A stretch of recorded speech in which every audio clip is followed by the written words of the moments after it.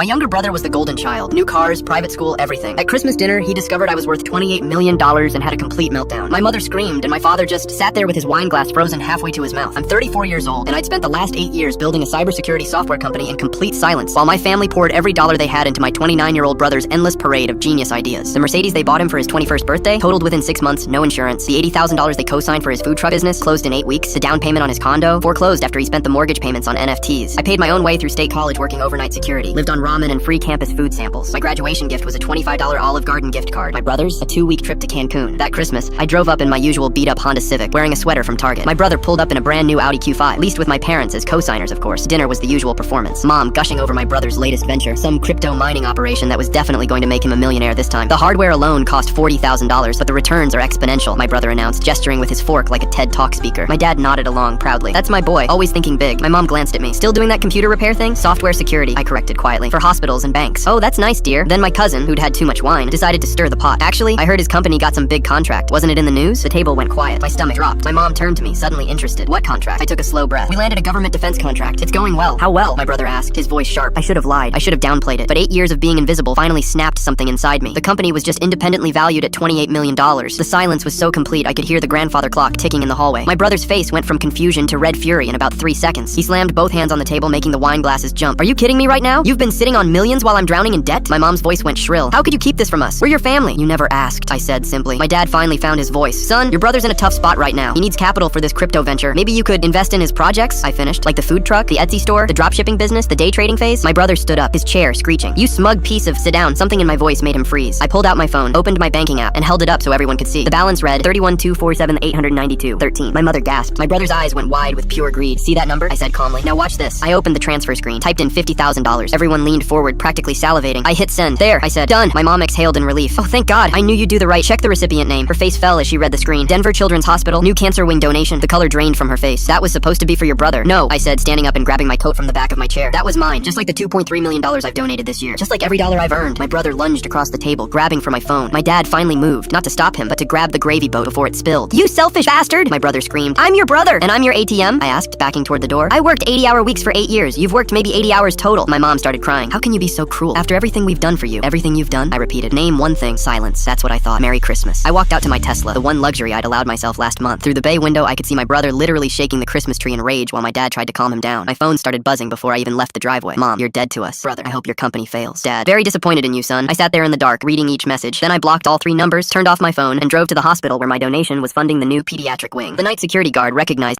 Click the link on the homepage to watch the full follow-up for free.